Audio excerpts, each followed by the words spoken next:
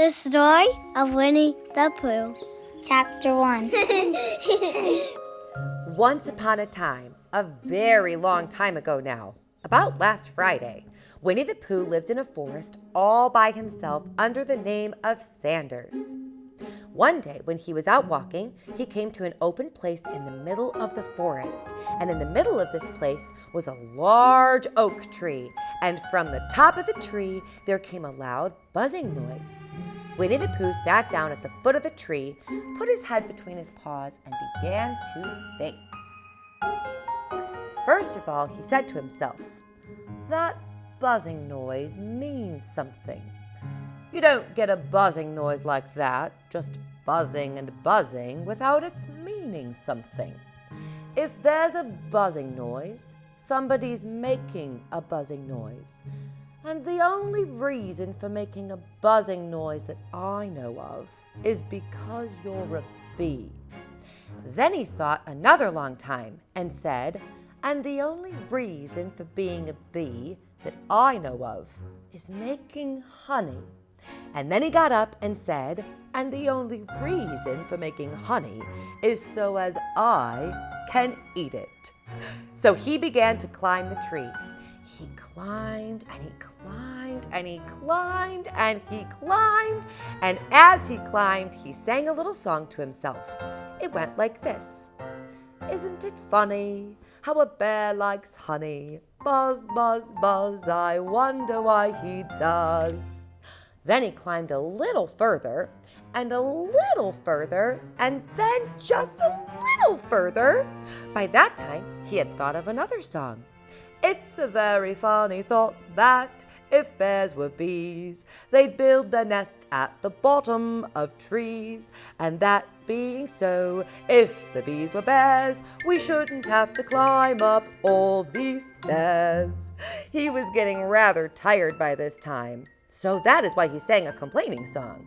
He was nearly there now, and if he just stood on that branch, crack! "Oh, help," said Pooh, as he dropped 10 feet on the branch below him. "If only I hadn't," he said, as he bounced 20 feet onto the next branch.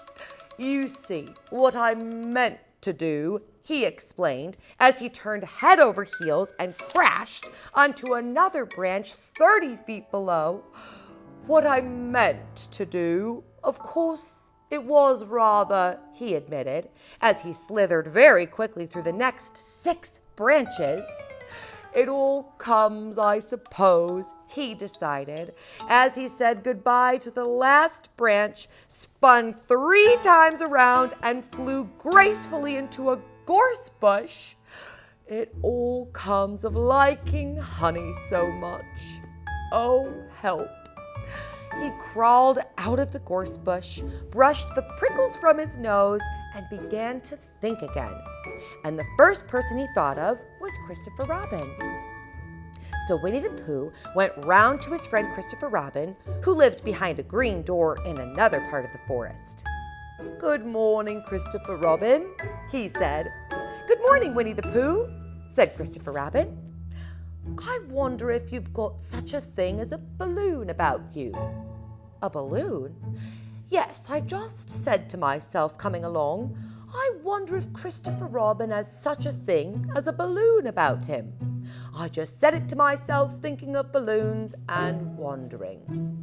"What do you want a balloon for?" said Christopher Robin.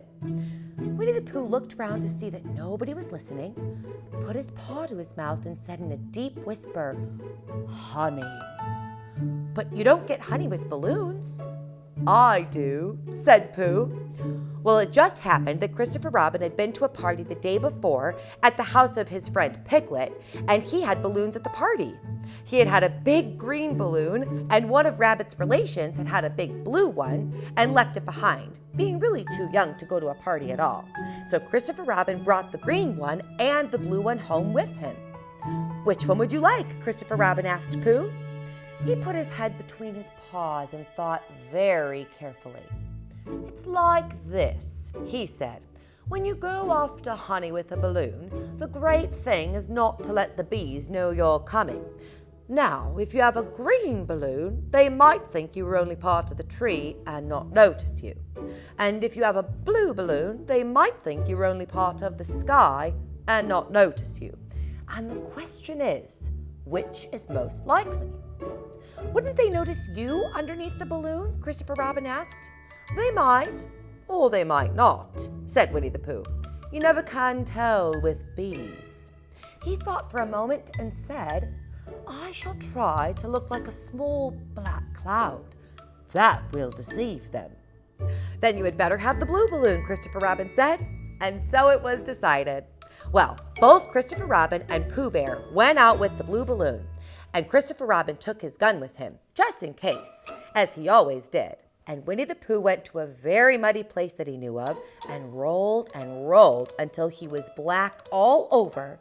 And then, when the balloon was blown up as big, and Christopher Robin and Pooh were both holding onto the string, Christopher Robin let go suddenly, and Pooh Bear floated gracefully up into the sky and stayed there, level with the top of the tree and about 20 feet away from it.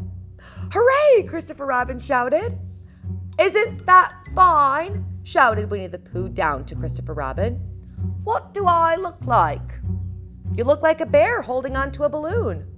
Not, said Pooh anxiously, not like a small black cloud in a blue sky. Not very much.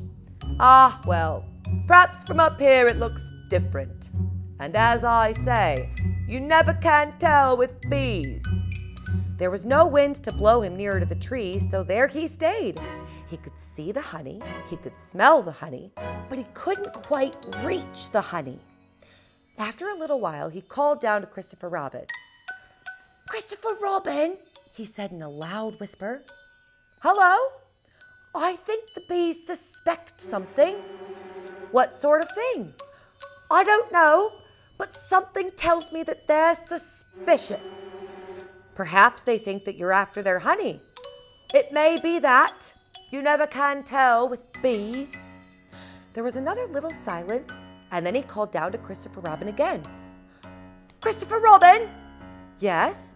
Have you an umbrella in your house? I think so. I wish you would bring it out here and walk up and down with it and look up at me every now and then and say, tut, tut, looks like rain. I think if you did that, it would help the deception which we are practicing on these bees. Well, Christopher Robin laughed to himself. Silly old bear.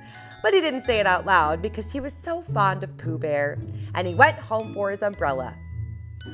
Oh, there you are, called down Winnie the Pooh. As soon as he got back to the tree, I was beginning to get anxious. I have discovered that the bees are now definitely suspicious. Shall I put my umbrella up? Christopher Robin said. Yes, but wait a moment. We must be practical. The important bee to deceive is the queen bee. Can you see which is the queen bee from down there? No. Ah, pity. Well now, if you walk up and down with your umbrella saying, tut tut, looks like rain, I shall do what I can by singing a little cloud song, such as a cloud might sing. Go on. So while Christopher Robin walked up and down and wondered if it would rain, Winnie the Pooh sang this song. How sweet to be a cloud floating in the blue. Every little cloud always sings aloud. How sweet to be a cloud floating in the blue. It makes him very proud to be a little cloud. The bees were still buzzing as suspiciously as ever. Some of them indeed left their nest and flew all around the Pooh Bear cloud as he began the second verse of his song. And one bee sat down on the nose of the Pooh Bear cloud for a moment and then got up again. Christopher, Robin, called out the Pooh Bear cloud. Yes, I have just been thinking, and I have come to the very important decision. These are the wrong sort of bees. Are they? Quite the wrong sort, so I should think that they would make the wrong sort of honey, shouldn't you? Would they? Yes, so I should think I shall come down. How? Asked Christopher Robin. Winnie the Pooh hadn't thought about this. If he let go of the string, he would fall, and he didn't like that idea. So he thought for a long time, and then he said, "Christopher Robin, you must shoot the balloon with your gun. Have you got your gun?" "Of course I have," said Christopher Robin. "But if I do that, it will spoil the balloon." "But if you don't," said Pooh, "I shall have to let go, and that would spoil me." Well, when he put it like this, Christopher Robin saw how it was, and he aimed very carefully at the balloon and fired. "Ow!" said Pooh. "Did I miss?" asked Christopher Robin. "You didn't exactly miss," said Pooh, "but you missed the balloon." "I'm so sorry," said Christopher Robin. And he fired again, and this time he hit the balloon, and the air came slowly out, and Winnie the Pooh floated down to the ground. But his arms were so stiff from holding onto the string of the balloon all that time that they stayed up straight in the air for more than a week. And whenever a fly came and settled on his nose, he had to blow it off. And I think, but I am not sure, that is why he was always called Pooh.